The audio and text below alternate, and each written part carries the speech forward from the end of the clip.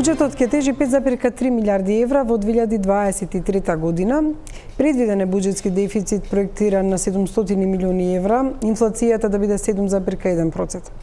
Она што изненадува со буџетот се капиталните инвестиции, дури 800 милиони евра или околу 200 милиони повеќе од ланскиот, а само до овој месец не се реализирани 43% од капиталните инвестиции. Зошто не се трошат продуктивно средствата, зошто е бавна динамиката, зошто се зголемени трошоците за инфраструктурни проекти, зошто се непотпишани договори за грантови, но и задолжувања кои го зголемуваат јавниот долг. За овие и за други прашања вечерва ќе разговараме со министерот Фатмир Бесими, кој е оптимист дека скроил добар буџет, но колку е тој реален или е само на хартија. Останете со топ тема, почнуваме веднаш по рекламите.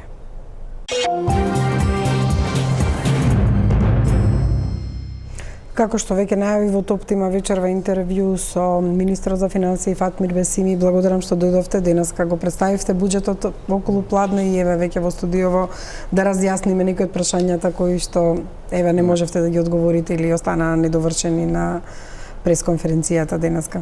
Благодарам и на поканата, со задоволство можност да искористиме повеќе детали за буџетот.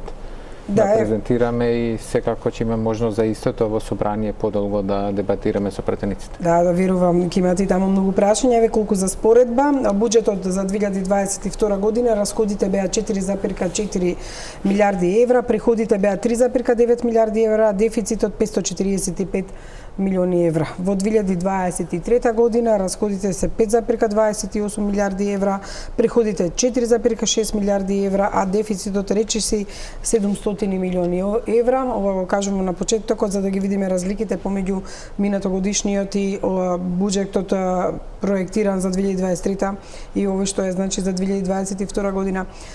Министре, проектиравте голем буџет.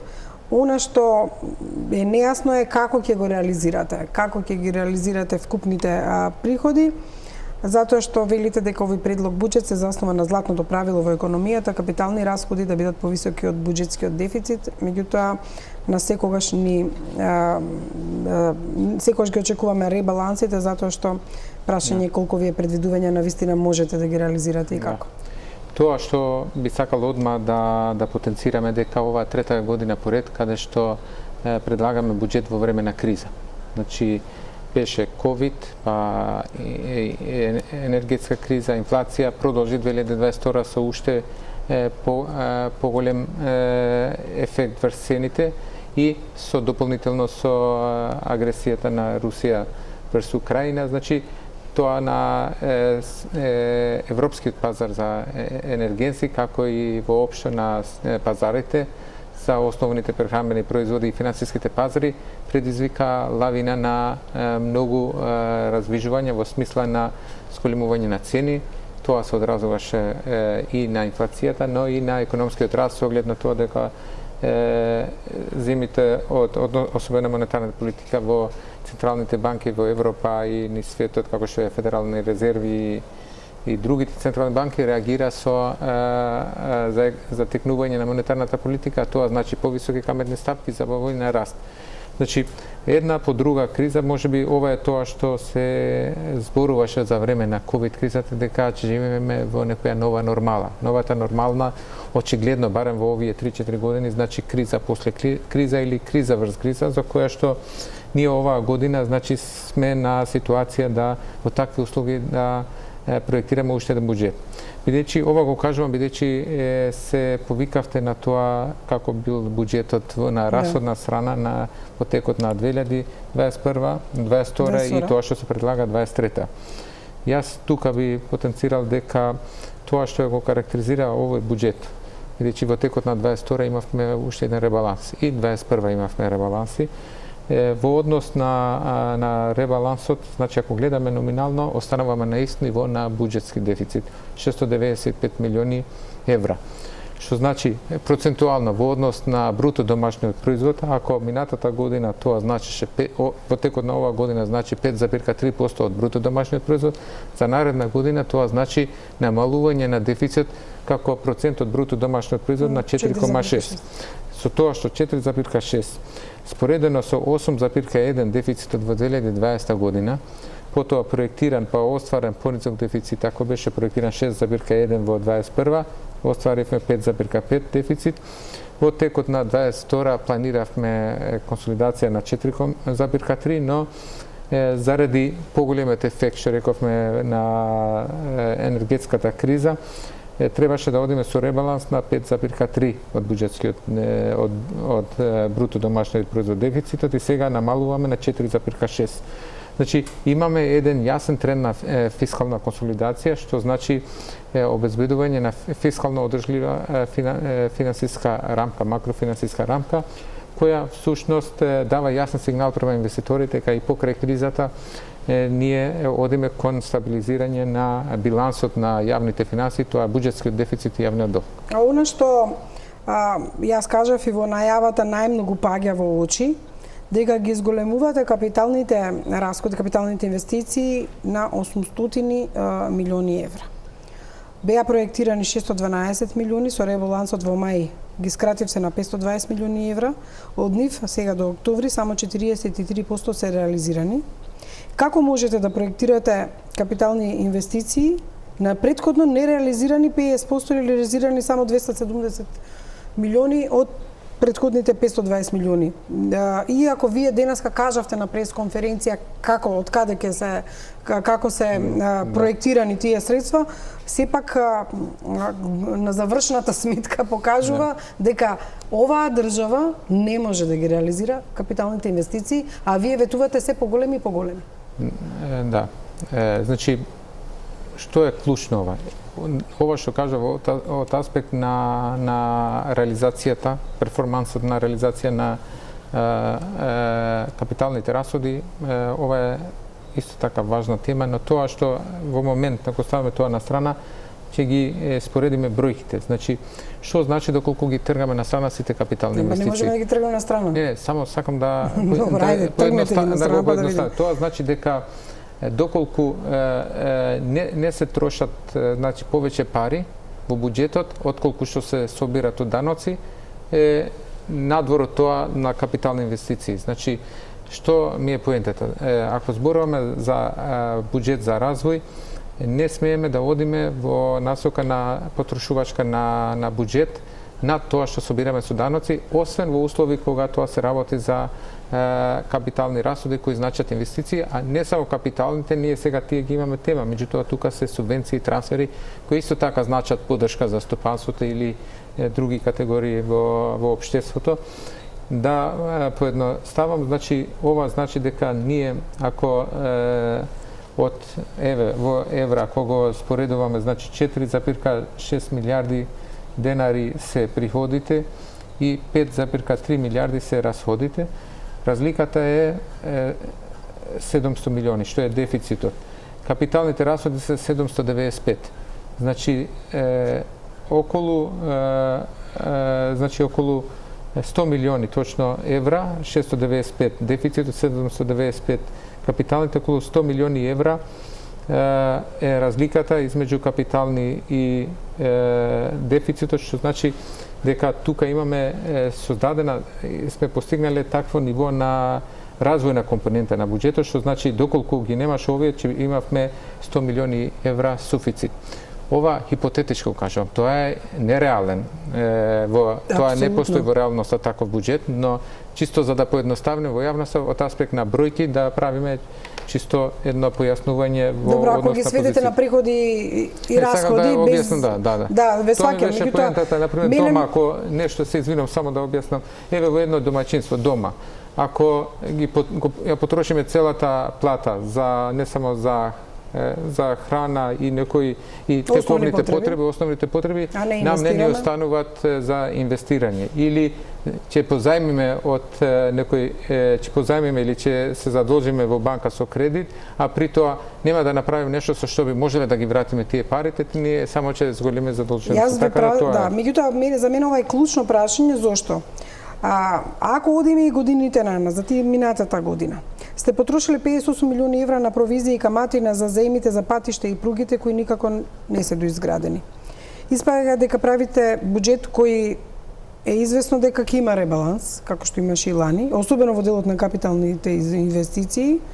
И особено ако сега повторно ми кажете што значат тие капитални инвестиции, ќе ме речете Коридор 8, Чебрен, гасовод, овие капитални инвестиции, јас колку што сеќам, колку што сум новинар, толку долго се и во буџетите испланирани како капитални инвестиции и нереализирани, освен Кичево Скопје, што е малце помлад од мојата новинарска кариера, ама кај да е ќе стигне. Значи, се трошат средства. Еве, ревизорите открија дека се потрошени 58 милиони евра само на провизии на камати. Пример, заплатени поредни давачки за неповлечени кредитни транши.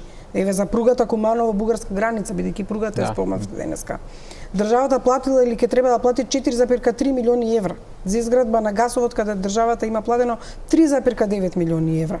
Значи, ги ставате во капитални инвестиции, а дозволувате да не се повлекуваат на време средствата и потоа имаме трошоци по однос на тие капитални инвестиции. Ние токму од овие причини, значи во однос на решавање на ова прашање, што ова не е од денес или од вчера. Ова е предизвик што постои во системот на капацитетот на јавна администрација во спроведување на вакви комплексни проекти. Тоа што оваа година е карактеристична ради кризата, дел од проектите има застој ради тоа што се зголемија цените на пазарот и бара анекси да се зголемат трошоците. Тоа е случајот за оваа година. Само да ви извинете, морам да ви кажам. Например, давачки за еднократна провизија, камата за повлечени средства за провизија. Ако се, особено за Кичево округ, 57 километри требаше да чина 374 милиони евра, ја достигнаа сумата од 600 милиони евра. Се градат од февруари 2014 година. Заеми се земени 505 милиони долари. Значи да не ви ги читам сите камати, сигурно ги знаете. Само да објаснам, јас сакам за карактеристичното за оваа година. Не ми идејата апсолутно да ги бранам тие што не ги реализират на време проекти, но на ова последното што се рефериравте, ова е за градба на патот Кичево Охрид, знаете дека таму само како пример. Не, ама тоа како пример, различни се едно од други. Таму како пример проектот беше со недостатоци. Прво, од аспект на косините не беше реален, не можеше да се изведе. Второ, целиот пат, не знам колку километри, немаше влез и излез во автопатот. Така да имаше неколку проблеми што биле констатирани после во собрание, изгласано дополнителни трошоци. Да, меѓутоа некој дозволил да не се повлекуваат на време средствата, нема добро планирање, нема тимови кои добро, значи ова го зборам како една од суштинските работи кога станува збор за капиталните инвестиции. Има неколку работи таму и нешто и тоа што не само за ова, и автопат и за се што има. И друга работа, тоа е едниот аспект од планирањето и ова е констатирано неколку пати назад. Знаете, исто така што е предизвик. Например, и проекти што се финансираат од меѓународни финансиски институции, како што се Светска банка, дури и во фондови други, се случува на терен да се разликуваат од тие инфраструктурните зборам од тоа што е во проектот. Така да некогаш дополнително се создават такви потреби и се пролонгираат роковите, но исто така исклучително голем предизвик и тоа треба да се решава е што веќе во јавната администрација се помалку може да најдете инженери и експерти што за толкова плата може да се залагат за работа. Нешто што е клучно за државата и тоа се рефлектира на трошоците кои настануваат од буџетот. Например, коридорите 8 и 10. Тие ви се главни адути кога зборувате за она што претходно со домаќинствата ми го зборувавте. Значи, таа се одвива со исклучително бавно темпо од 1% месечно. Требаше да чини 209 милиони евра, сумата се зголеми на нови 40 милиони евра поради непланирани дополнителни трошици. Во секој проект е вака, а во секој проект затоа да не ви ги читам сега сите. Така е и тоа го има во извештајот и не е дека ова не ни е познато и не случајно еден од аргументите за коридорот 8 автопатот со Бехтел што се случи со закон, посебен закон во влада, во собрание се извинувам, каде што сите изгласа со консензус, една од причините беше токму ова, затоа што ради долгиот период, долгиот процес на проектирање, па после истите проекти не соодветствуваат, не се најоптимално решение, да се искористат искуствата, како што се тие и вика Тело, Фидик и други, едно решение. Тоа не е идеалното решение. Тоа е нетранспарентно решение, се залагате за транспарентно трошоци. Транспарентно пред собрание, како нетранспарентно. Мислам дека од аспект на процедура се поставува од аспект на компетитивност, а тоа е друго прашање. Стратешки проект на транспарентно решаваме пред сите собрание, има се тогаш е најлесно сите капитални проекти така да ги решавате. Не е тоа сега Нетранспарентно. како не. Пак ќе кажам, не се работи за нетранспарентно. Се работи за закон изгласен во собрание пред целата јавност. Се исто така, од аспект на ова е исклучок за стратешки проекти. Сите други проекти се реализираат согласно меѓународните стандарди за конкурентност. Ние сме во фаза на овие како не стратешки излегуваат коридор 8, Охрид. Меѓутоа, еве кога збориме за Бехтел и Енка, дали тие средства во буџетот од 2022 година кога пари добија сите министерства, повеќе доби транспорт и врски токму заради коридор 8 и за непотпишаниот договор со Бехтел и Енка. Дали тие предвидени 100 милиони остануваат на Бехтел и Енка или ќе се одземат од буџетот за оваа година според КПФ правилото? Сега веќе тие се 60 милиони, не се 100. Почетно па со ребалансот ради кризата ги намаливме на 6. Видете, сега да се вратиме ова на буџетот. Значи, ова е прашање што треба да се адресира и го адресира. Ние имаме КПФ механизам на кој секој квартал во владата се дискутира по однос на тоа кои проекти се реализираат. Дополнително на тоа, сега со Светска банка ние правиме една посебна единица во финансии за евалуација на проекти. Исто така со ИФМИС механизмот каде што ќе се направи регистар и електронски да се следат сите овоски што се преземат, меѓу кои за инвестиции, ќе се подобри. Тоа ќе треба време додека тоа се реализира. Инаку ние минатата година со пренамените од аспект на проектите, тоа беше идејата на КПФ механизмот, таму каде што има повише потреба да се алоцират. Така, минатата година и пред тоа успеавме да сведеме на 80% реализација на капитални, но далеку од тоа што сакаме да биде и јас се согласувам со голем дел од тие сугестии што стојат во ревизорот, во извештајот на ревизорот и ние постапуваме по тоа, адресираме и на влада и да се подобри реализацијата на тоа истото. Оваа година, например, што ја оставаме зад нас, ние направивме ребаланс на буџетот каде што издвоивме дополнително пари за енергетската криза. Наредната година, еве, се коментира во однос на дефицитот. Еве, само ќе ви кажам, 3 поголеми компоненти што го надминува дефицитот, а се што ги нема, што се недискрециони ги нема, во некој од нив ги нема и во претходните буџети. Например, во нормални број. Од 695 милиони евра, или да заокружам на 700 дефицитот, значи 220 милиони се планирани каматни плаќања за заемите што со години наназад се направени. Втора компонента се 250 милиони евра што се издвојуваат за енергетската криза, за мерки, и 250 милиони евра се за коридорот 8 автопатот за наредната година. Значи, ако уземам ова 500 и тоа се 720 милиони евра. Да, тука влегуваат овие средства што јас досега ги кажував како прави државата трошоци за нешто што не може на време да го повлече, реализира или плати. И тука недостасува, значи постапка за процедура, надлежни институции, дефинирани индикатори, мониторинг системи, немаме мониторинг кој што ова ќе го следи.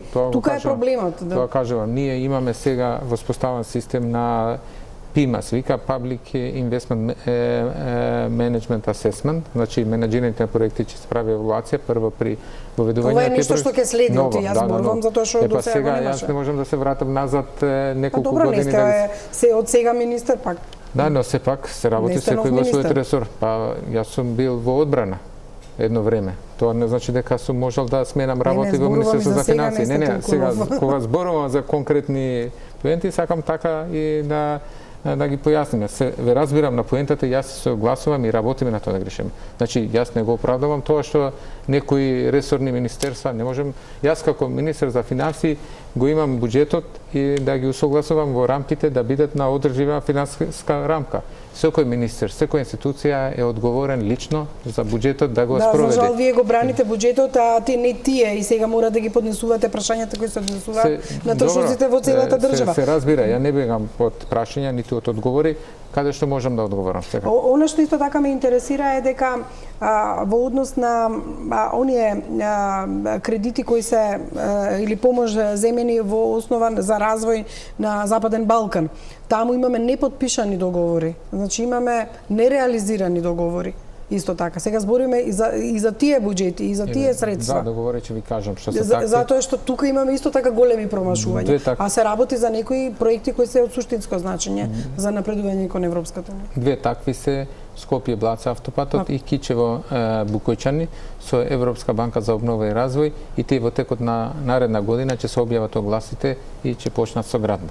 Ова што зборувавте денеска, колку пари се издвоени дека во однос на меѓународниот тендер за кој што треба да биде распишан. Зборувам за проекти од претходно, кои што не се реализирани затоа што некој повторно не ги следел работите.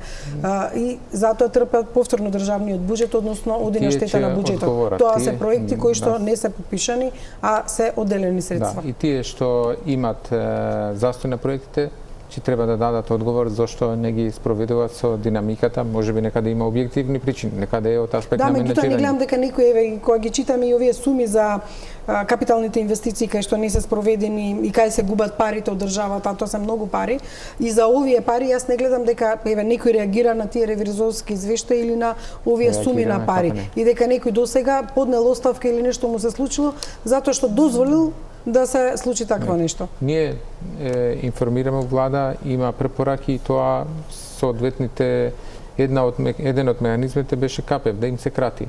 Дополнително секој каде што има помала реализација, секако како што сум јас денес тука за буџет, не само и во влада, во институции, но исто и во јавност, секој треба да даде одговор на тоа што го има обезбедено како буџет и не го реализира. Значи, мора да има објективна причина, а со субјективна секако дека се знае дека секој треба да се сноси одговорност. Кога сме кај КПЕФ профилото, можеби не слушнав добро, дали тие средства остануваат за Бехтел Енка, рековте дека се сеа 60 милиони, а не се 60, да. Или ќе бидат одземени од таа сметка? Имаме до крајот на годината тие се средства што се предвидени за таа намина, еве уште имаме 2 месеца до крајот на годината. Ќе бидат реализирани, мислите? Па сега таму има постапка, што води државното претпријатие, односно јавното претпријатие државни патишта, да, и тие го очекуваме согласно динамиката ако се реализира, да почне да се користат тие средства да се дадат за тоа. Со тоа што тука има една разлика.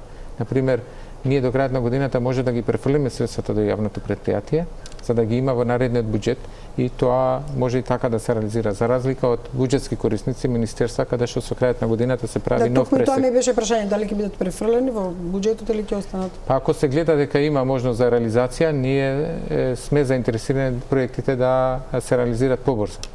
Еве, апропо овој разговор што го правиме, дека доснат со реализација. Доколку има индикации дека може да се реализира, тоа е проект што ќе влече економски раст, ќе има повише ангажман на и домашни компании кои може да се вклучат во градба, а и што побрзо се реализира, ќе се зголеми трговијата, ќе се зголеми исто така туризмот. Да, ова се сите оптимистички изјави што ги давате секоја година кога станува збор за овој и за другите проекти. Верувајте дека како новинар можеби не следам толку економија, ама доволно долго сум новинар за да памтам дека во капиталните инвестиции секогаш се стават истите проекти и затоа ви го поставив меѓу првите работи. Од друга страна, колку се зголемува времето за нивна реализација, толку се зголемија и трошоците, па затоа го прочитав и примерот колку всушност поскапо не чини сега автопатот Кичево Охрид. Или колку поскапо не чини патот Блаце Скопје. Вака, само да споредиме. Колку и да речете дека се остатоци од минатото, не се, затоа што и во ваше време и во време на оваа влада се случува токму тоа. Да не се реализираат проекти, особено тоа беше ветување на дуви. За Блаце веќе да не правам муабет колку вице заменикот премиер Артан Груби се фалеше дека ќе се изгради тој пат, па не знам како ќе ве гласаат гласачите ако повторно заглавите на истата тема. Мислам дека веќе се надминете сите пречки, конкретно ако зборам за тој проект. Па добро, ви го дам за пример зашо на Дуи, на пример, веројатно му значи. Па на сите граѓани им значи, не само на Дуи. Па добро, меѓутоа вие вашиот премиер, вице-премиер, заменик се фалеше со тој проект. Да. Сега, добро, тоа е друга тема. Ако важно е од аспект на проекти за економски раст и за инфраструктурата дека проектите треба да се реализираат и тамо каде што има застој мора да има одговорност. Она што исто така велите дека ќе обезбедите средства за кредити и заеми во однос на јавниот долг велите дека 60% од БДП, колку е тоа во пари, можете ли да ни кажете? Па зависи колку ќе биде бруто домашниот производ во текот на годината. Сега можам да ви дадам како е, например, според податоците последни што ги имаме во однос на државниот долг. Например, 31 август 2022 државниот долг е 6 милиарди 137,7 милиони евра или 47% од бруто домашниот производ.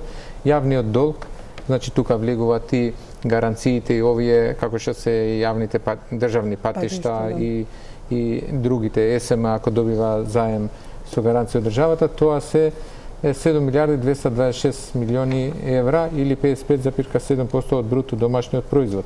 Значи тие се последните вие читате, извинете, до август, така? До август, да. Во 2021 година бил 55% од БДП или 7,2 милиони евра, ги кажувам колку за споредба. Значи ќе биде поголем. Не, па тоа го имавме во проекциите, се ова што зборуваме и идејата, затоа реков имаме и среднорочен буџет, каде што среднорочни проекции, каде што се прикажува точно фискалната консолидација. Значи, за да справување со криза, каде што јавниот долг се зголеми само за време на ковид околу 10% поени, потоа продолжи после тоа со во наредната година, значи ние имаме од 40 на 51,9% од 20 година, 2020.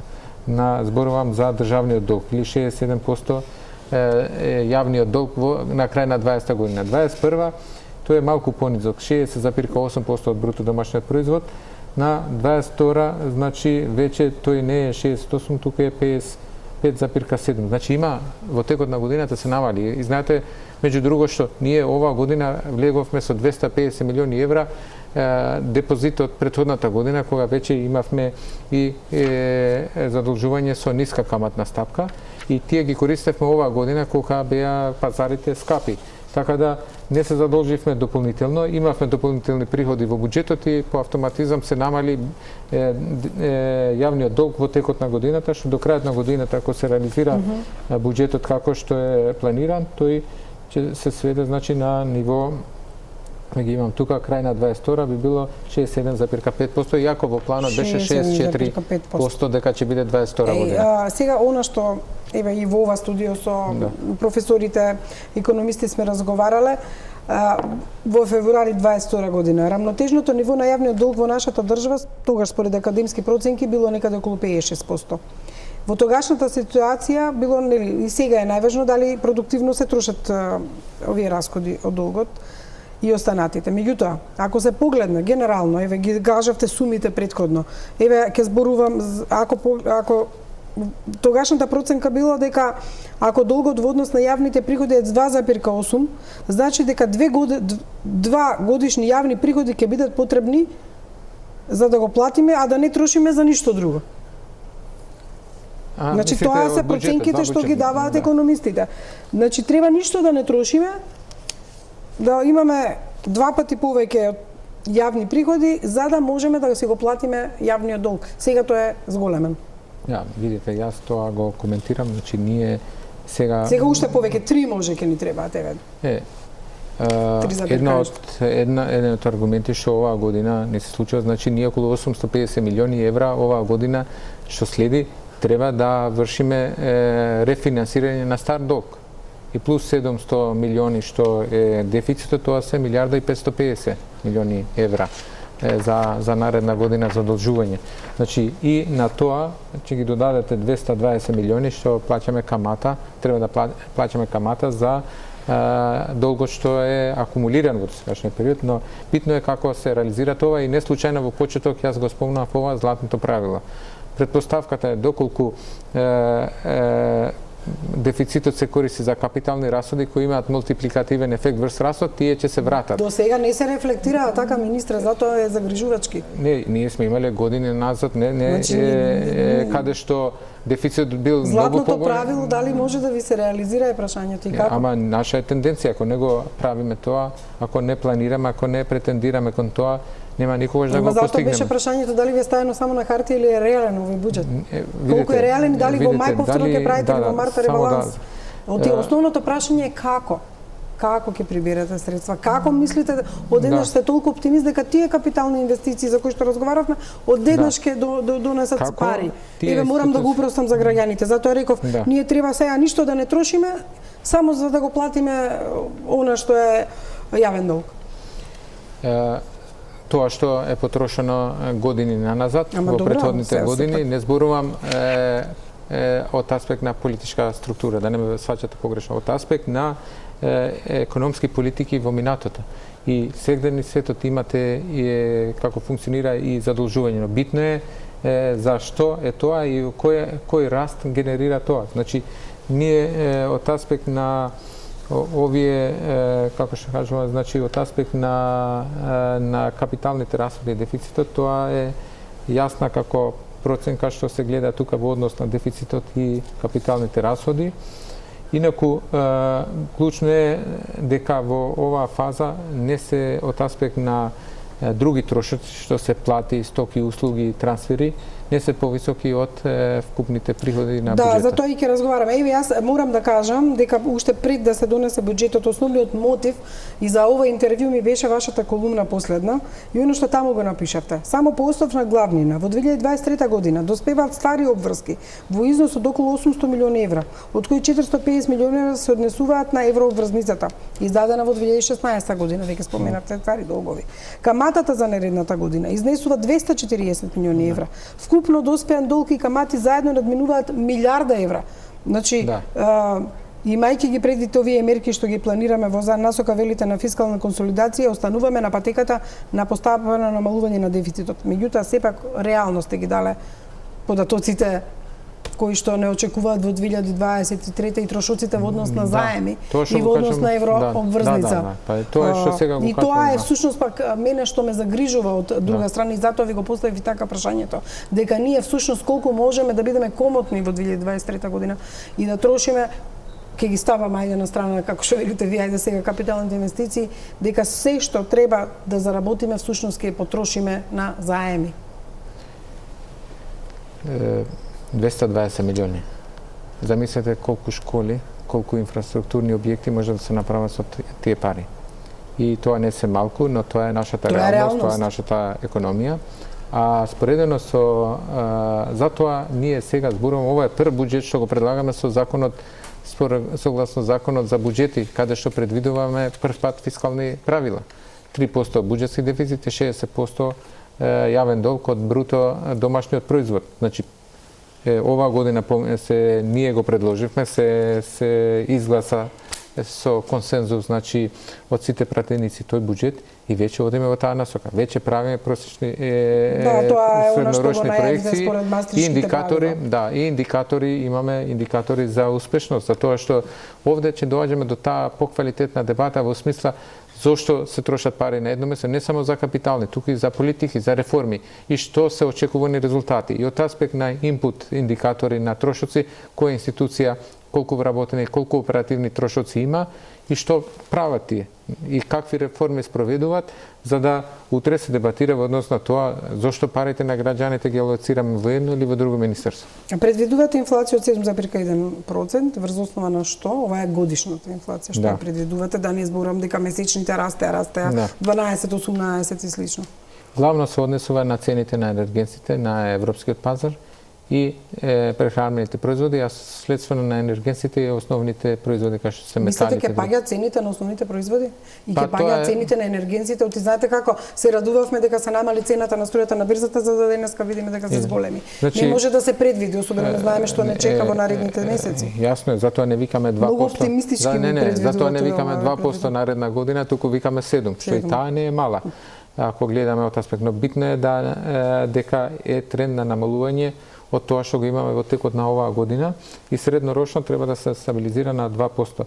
Значи, вака, што се случува ако ни дозволува времето, ако може само малку за енергетската криза и што се случува и како тоа се рефлектира, ќе се обидам тоа што се случува да го објаснам по пластичен во смисла, например, ние имавме ковид. За време на ковид производството прекина ради ризикот, здравствениот ризик.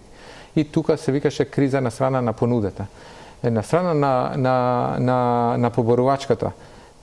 Тоа создаде криза дека луѓето да останат без работа и тоа. Значи тогаш економијата хибернираше и сите пуштаа пари што повише за да можат да не се губат работни места, да можат да се активира производството. Што се случуваше во тој период? Значи, луѓето ги зголемија депозитите, што е добро. Значи, не сите може да ги потрошат тие пари.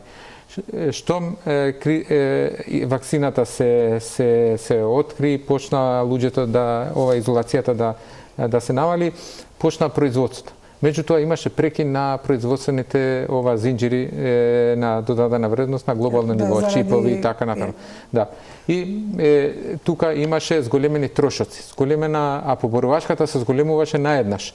Таа зголемена поборувачка ги влечеше цените нагоре, производството не можеше да го достигне, а и транспортните трошоци се зголемија трошоци за ресурси за енергенси и следствено и трошоци за енергија.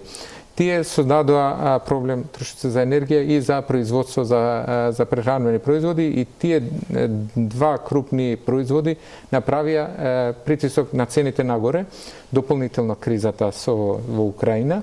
И сега во оваа ситуација почна спиралата инфлаторната да функционира, зашто се растат цените, растат платите растат трошоци за производство, растат се и да се избегне тоа што се случило во 70-те години, познато како стагфлација, инфлација со стагнација или пад.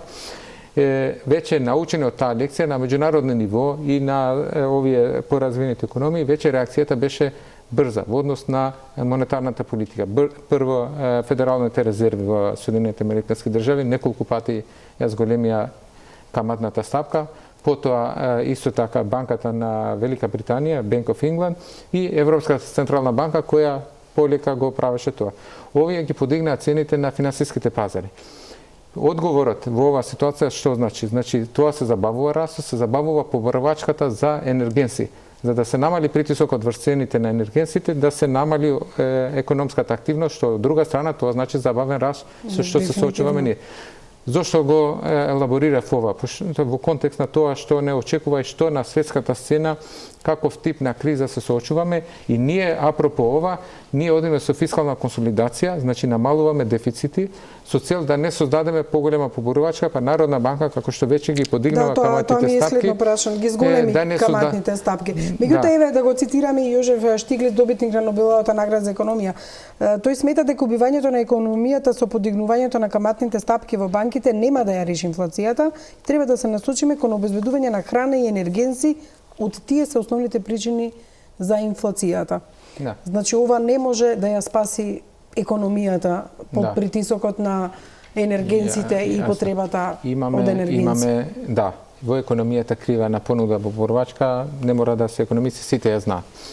Цена и количина. Меѓутоа има нешто што се вика временски рок.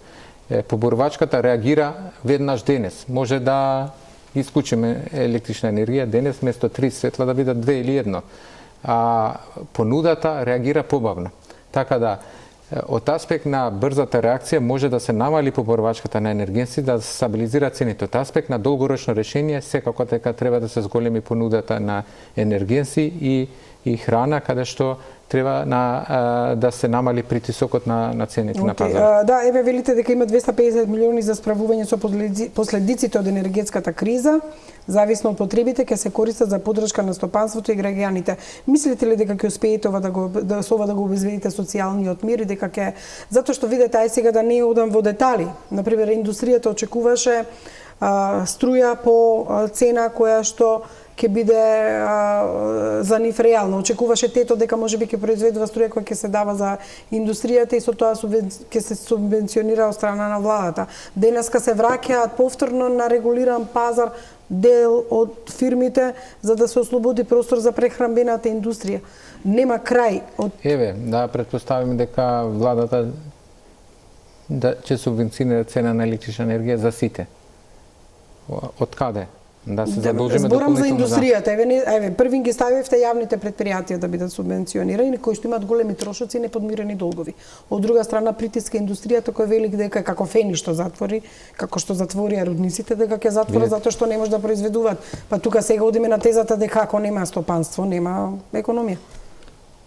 Добро, еве, антитеза. Да финансираме од буџетот, да земеме од граѓаните и да дадеме на фирмите. Дали тоа држи? Сакам да кажам... Не, меѓутоа кажам дека и проценките можеби самиот Бислимовскиот регулатор навели дека не може тоа, затоа што ќе се покачи цената на струјата на граѓаните за 10%. Ќе чекаме поскапување можеби на струјата. Така да, за да завршам мислата, пошто ова повише беше како контрааргументи зошто не може државата наеднаш се да покрие, затоа што шокот економскиот е толку голем, така да не само ние, ни поголема држава не може. Германија, што знаеме дека е мотор на растот на европската економија, има изјава од страна на председател, на премиер, на министр за финансии дека следи тешка година. Да. Светска банка предвидува рецесија во Германија. Да, и сега ние се соочуваме со ситуација да можеме колку да предвидиме раст и да го одржиме тој раст со таргетирани мерки каде што можеме, и за стопанството исто така не е дека воопшто не се поддржани, така да и дополнително продолжуваат комуникацијата со нив да види каде може да се најдат решенија да се олесни оваа состојба, така да имаме кредити за стопанството преку Развојната банка, имаме други поволности што се користат во мерки. Добро, според мене се задоцнети сите работи, затоа што државава кога да си беше на годишен одбор со се цел септември, па од октомври почна да се грижат за мерките. Не се согласувам, не. Ние читајте ги сите извештаи и на Светска банка и тоа, ние сме прва земја во регионот што уште во март излеговме со првиот пакет за ова година, зборувам, и со најголем износ на буџет во споредба со другите земји по глава на жител. Не се знае колку енергенци, како и кога ќе ги пошто рековте задоснети. По која цена. Вие добро се пишувате добро, меѓутоа колку тоа се реализира е прашањето и како. Не само пишуваме, се реализира, пари од буџет се трансферирани за пензионери, тога за ранливи категории, за СМ и така натаму. Она што исто така беше во извештајот на Светска банка дека не е исклучена рецесија во Македонија. Што можеме да очекуваме? Сега видите попрецизно. Значи, не е исклучена во одреден квартал наредна година да има негативен раст. Какви се вашите дефиниција, па ние проекциите ги имаме. Во однос на кој квартал и кога би можело тоа да се случи? 2,9% ги имаме проекциите дадено дека во текот на годината ќе имаме раст во наредната година. Тоа го имаме и со ММФ хармонизирано и сметаме дека тоа ќе го постигнеме. Од прилика на тоа ќе се движи растот во текот на наредна година, доколку нешто неочекувано не се случи посериозно на европскиот пазар. Она што повторно морам да се вратам на стопанството и нивните очекувања, притисокот верувам дека е голем. Вие направивте буџет и не можат сите да бидат среќни со тој буџет. Факт е дека имам чувство како да се подготвуваат политичките партии за избори и затоа ми беше основно прашањето за обезбедување на социјален мир кај граѓаните, затоа вие тука ми одевте со контратеза зарем да земеме од граѓаните за да дадеме на стопанството.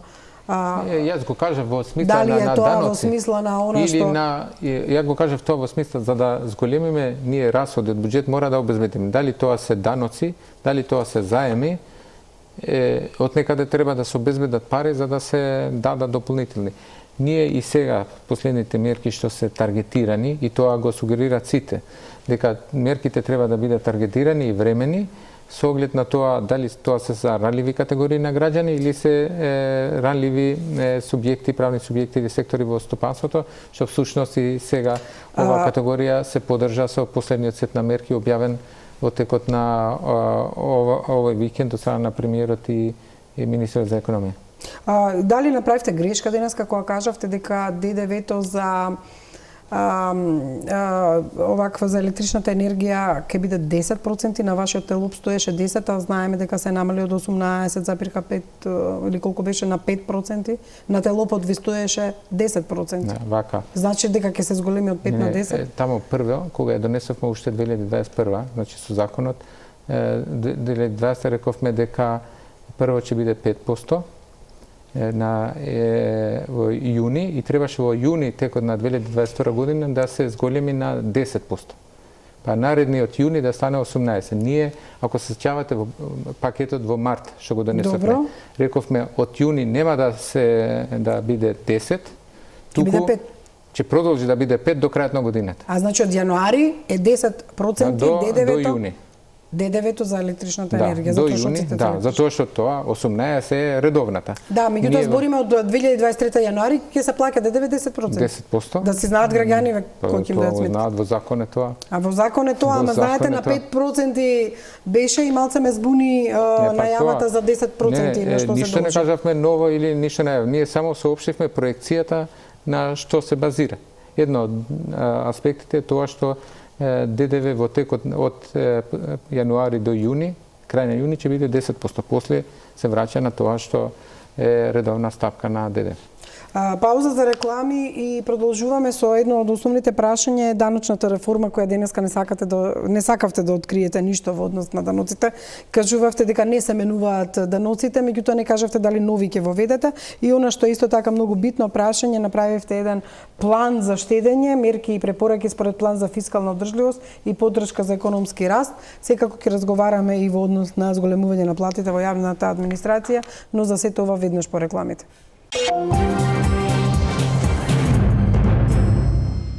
Министре, очигледно што повеќе време ќе ни треба, но да бидеме ефикасни, бидејќи имаме за две битни теми, даноците и платите во јавната администрација. Што се однесува до даноците? Што значи формулацијата проширување на даночна основа, а не стапките на даноците? Кои даноци ќе ви воведете нови? Така ги сваќам.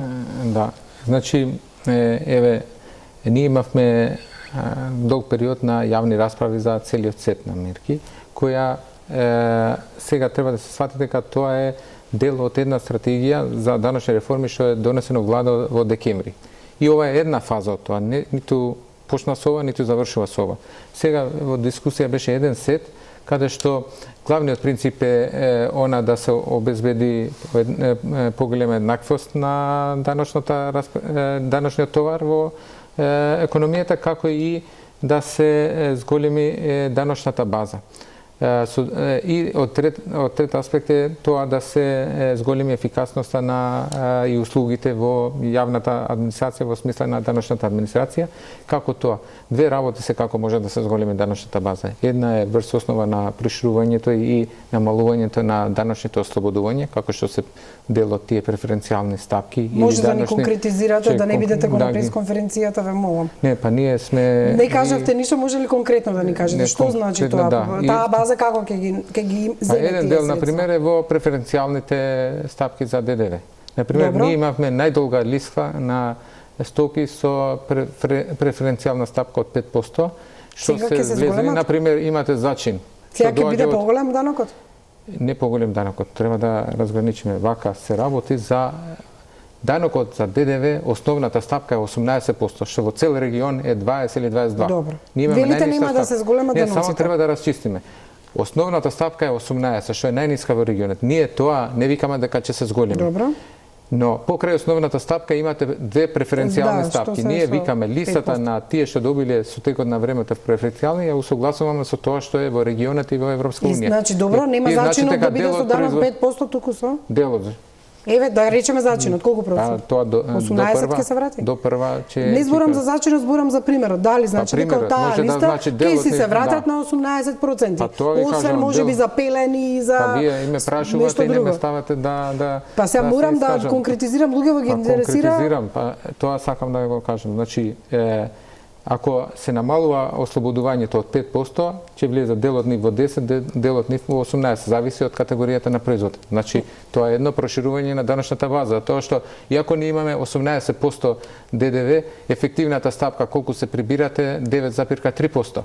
Значи, колку се прибираат од исто така и во делот на другите даноци, данок на добивка, данокот на личен доход, каде има голем дел од ослободувањата кои ги дискутиравме во јавната дискусија и имавме дополнителни коментари од стопански комори, други чинители од невладин сектор и академска заедница, значи и ние слушавме дел од тие аргументи, но имаше две теми кои најмногу предизвикаа коментари во јавноста, кои всушност ние само ги отворивме како теми за да слушаме. Например, данокот, прогресивниот данок на личен доход. Значи, ние да не отворивме тема од 1 јануари, тој стапува на сила.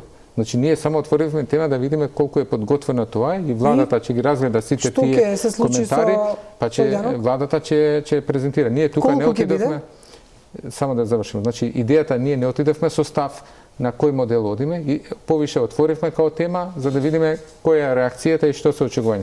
Втора е исто од аспект на придонесите. Тоа се дискутира, тема е, но со оглед на само го отворивме као тема и тоа што констатиравме, кој беа исто и наше очекување, дека таа група е многу хетерогена, што се договори за дело. За придонесите за хонорарните договори. Меѓутоа тука прашањето е ако некој веќе вработа на изврши работа хонорарно, нема да се стави плюс персоналниот во хонорарот или ќе се стави од токму тоа го кажам, заради тоа што ние го отворивме со фактот што како тема која е реакцијата и тоа што го констатиравме, тоа што и го очекувавме, дека е хетерогена група. Има луѓе што го работат, покрај што работат, имат плата, имат договор за услуга. Да речеме, читаат.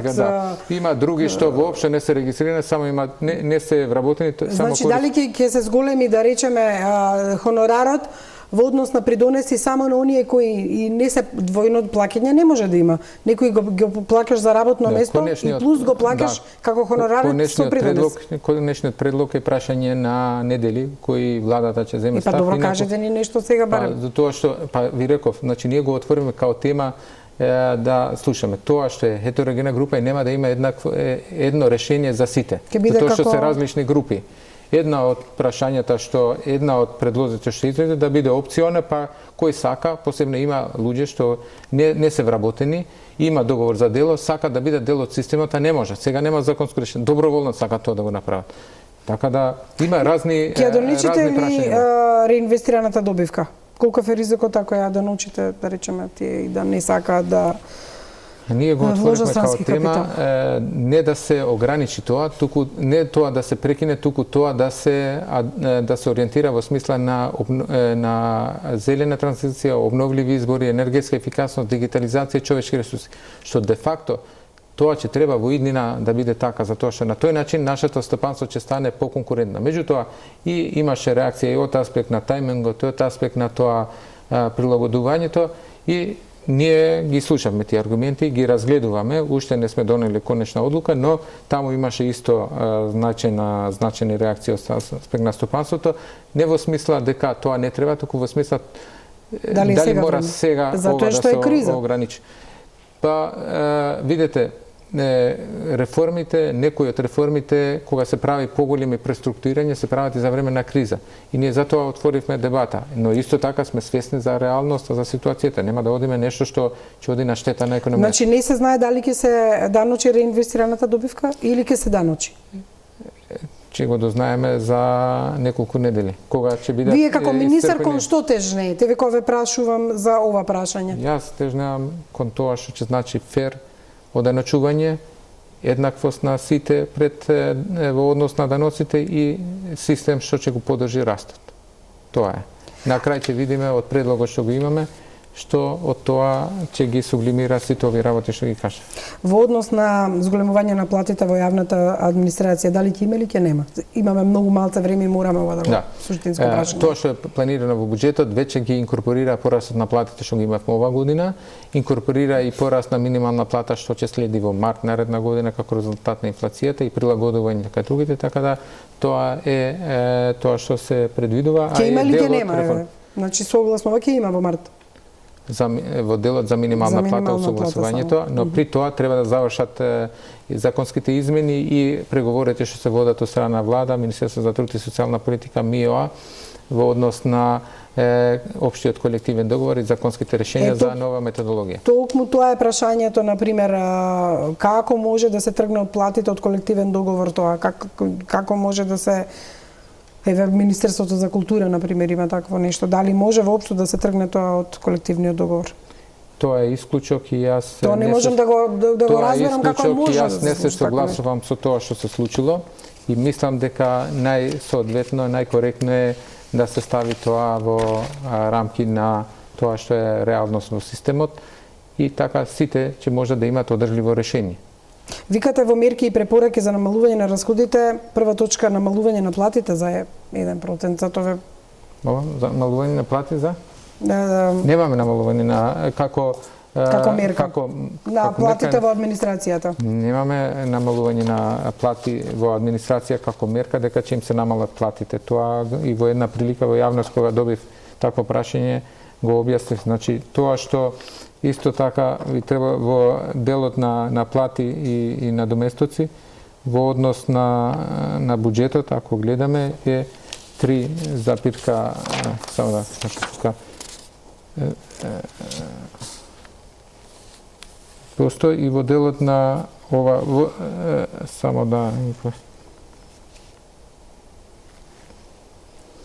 Значи, немаме намалување. Туку немаме намалување во делот на плати во јавна администрација, нема таква мерка. Мерката што се става таму е да нема зголемување на бројот на вработени. Добро, тука има многу мерки, ама затоа го спомнав и Министерството за култура и нелогичноста на невклопувањето во мерките и у основа барањата цело време на синдикатот се за зголемување за да се следи инфлацијата и сето тоа. Па тоа го правевме. Затоа се цело време во расчекар со синдикатот кој што постојано вели дека не им се реализирани барањата. Да, тоа беше предлог меѓу друго за да дојде до решение кое е системско, како што направивме со пензиите, како што направивме со минимална плата и со вклучување на минимална плата во структурата на плата во државни службеници. Истото треба да се направи за сите. Може прецизно да ни кажете што ќе се случи на платите во јавната администрација? Еве, согласно Закон за државни службеници, каде што е влезена новата методологија, минимална плата плюс бодови, ако некој службеник добива, да кажеме, 28.000 денари плата денес, во март, ако минимална плата се зголемува, од која 18.000 компонента на минимална, плюс 10, значи 28.000, ако во март се зголеми минимална плата за 10%, од инфлација и раст на плати, тоа значи дека минималната ќе се зголеми за 1.800 денари, пошто сега е 18. Тоа значи на овој што добива плата од 28.000, ќе добие плата плюс 1.800 денари, значи ќе добие 29.800. Тоа ќе значи соодветно на сите во државна администрација и тоа што се претендира да се направи со измените, законските решенја и методологијата за остатокот од делот од јавната администрација. Колегите од влада ви ги одобриле овие мерки за штедење, затоа што и во колумната цело време денеска велите штедиме. Заговарате да нема нови вработувања, да не се надмине 80% од вкупниот број испразнети работни места, да се прават функционални анализи, намалување на трошоците за прековремена работа за најмалку 20%. Велите нема да се плаќаат патните, па овие дневниците на пат кога одат и слично. Дали овие мерки што се вака направени се веќе прифатени од владата и веќе ова е како едно неодминливо правилник и четиво за вашите колеги министри? Да, тоа е од тоа имаат направен акцијски план и министерството и квартално треба да известат, а веќе тие се рефлектирани во буџетот. И ако гледате во бројките во буџетот, освен зголемените трошоци за електрична енергија, другите позиции за дневници, патни трошкови, како и делот на мебел, возила и други такви трошоци, популарно кажано непродуктивни, се намалуваат, а се зголемуваат делот за... Како ќе ги контролирате? Како Артан Груби која гледаше дали трошат струја или не трошат и дали е запалено светлото во Министерство за екологија? Лесно е, помалку пари во буџет и помалку ќе трошат. Со оглед на тоа што повторно ќе кажам, можни се избори во 2023 година. Што ќе правите тогаш? Со оглед на тоа што ова не кореспондира со популистичките методи на партиите да привлачат гласачи врз основа на вработување или врз основа на трошење, кои што се не е ефикасна администрација, не сакам ни да отварам уавет и луѓе кои што не доаѓаат на работа. Но вака, мојата должност како министер за финансии е да предложам буџет кој е од макрофинансиски аспект и фискално кажано одржлив на среден рок. И во време на кризи, како што кажав, ние одиме на фискална консолидација. Јас многу едноставно пластично го прикажав дефицитот од 700, само со 3 ставки се гледа дека е повеќе од колку што е дефицитот, што значи не се троши по други позиции повише од колку се даношните приходи, за да не создадеме непотребно поголеми задолжувања, а при тоа да имаме по-динамична, по-амбициозна динамика за капиталните расходи во буџетот. Она што навистина за сега не објаснува како всушност сето ова ќе го остварите и како ќе ги приберете тие средства. Трошоците веќе се знаат и во однос на заемите и кредитите, се знаат и во однос на јавниот долг. Она што навистина сепак останува на времето е како всушност ќе приберете средства во буџетот, кој што вака добро можеби сте го испланирале на прашање како ќе го реализирате. секогаш тоа е предизвик. Остануваме на ова, како што кажав од почеток, на дебатата во собрание и после да се следи имплементацијата на истата. Јас мислам дека и ова вечерва е многу корисна за пошироката јавност на граѓаните, да знаат повише детали за буџетот и јас исто така сум сериозно заинтересиран за поголема дебата, зашто во таа прилика како министер за финансии мене ми помага во разговорите со ресорните министри колеги кои секогаш се поамбициозни во однос на нивните планови, а јас сум тој по функција, по задача да кажам дека не може тоа да ќе им кажете не и на премиерот и на вашиот лидер на партија кога пред избори ќе побараат некои работи што ги немате планирано со буџет. Морам да кажам сега, не ради вака јавност или популизам, морам да кажам дека имам исклучително разбирање и од премиерот и од партискиот лидер, па дури и од колегите во однос на тоа што се реалните можности каде треба да стигнеме. Прво ја ставаме рамката, не смееме над 4,6 дефицит и толку се очекува растот и да се најдеме некаде во ова што го имаме. Не можеме повише тоа, после тоа почнува натре приоритизирање што како.